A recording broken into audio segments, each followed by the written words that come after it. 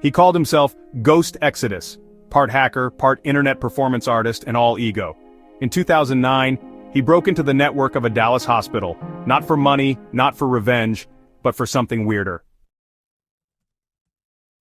Recognition, reputation, hacker street cred. This wasn't a remote cyber attack from a dark web basement. He physically snuck into the building, installed software on a hospital computer, and filmed the entire operation like he was starring in his own underground movie.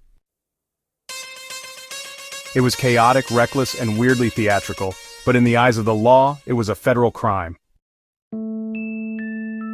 GhostExodus was the online alias of Jeremy Parker. In forums and IRC chat rooms, he carried himself like a cyberpunk prophet. He styled his persona with trench coats, glitch graphics, and dystopian one-liners. He wasn't just hacking, he was performing. He was also the leader of a group called the Electronic Tribulation Army, not exactly anonymous or lulzsec. This crew was more into experimental infiltration, less data dumps, more artful intrusion. Parker didn't want your credit card, he didn't want to ransom your files, he wanted people to know his name. And in 2009 he chose his proving ground, W.B. Carell Memorial Clinic, a private orthopedic hospital in Dallas, Texas. This is where it gets surreal. Jeremy didn't just hack the hospital remotely, he physically broke in after hours and used an unlocked staff computer to start installing virtual machine software, specifically VMware. The goal? Build a botnet. He wanted to create a network of compromised machines, not to attack anything, but just to show it could be done. To flex, to prove he could plant a digital flag in a place no one thought to look. And yes, he filmed it.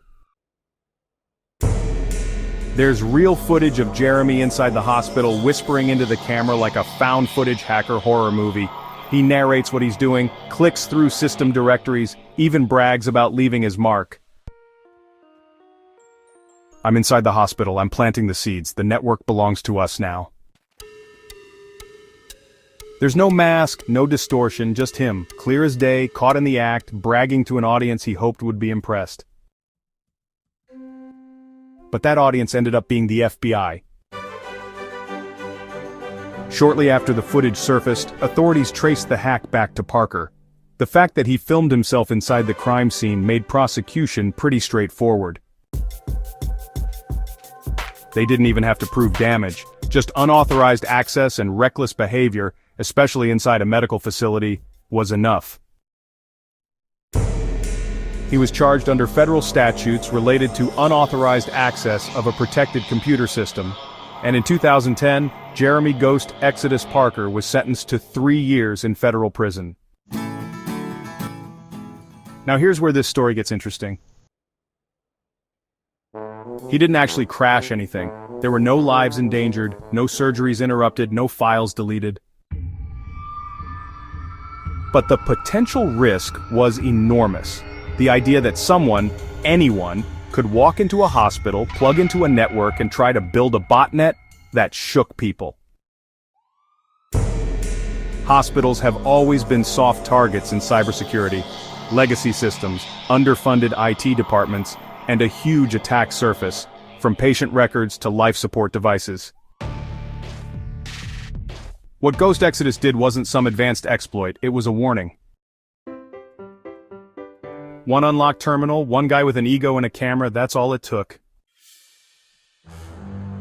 And while his methods were immature, even clownish, the breach itself highlighted just how fragile these systems really were.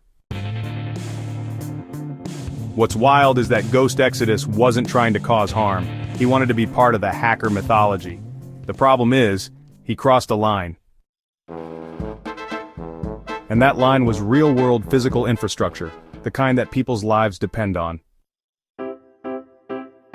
Since then, cyber attacks on hospitals have gone from amateur stunts to global-scale operations. Now it's ransomware, coordinated attacks, even nation-state involvement. But back in 2009, this was one of the first times a hacker had walked into a medical building and tried to compromise it, just to flex. After his release, Parker disappeared from the public web, no major interviews, no return to hacking forums, just silence. Maybe he got what he wanted, maybe he didn't, but the legacy he left behind is clear. He became a cautionary tale. A guy who saw himself as a digital rebel, but ended up as a federal case study. He tried to be legendary, instead he became a footnote in InfoSec history.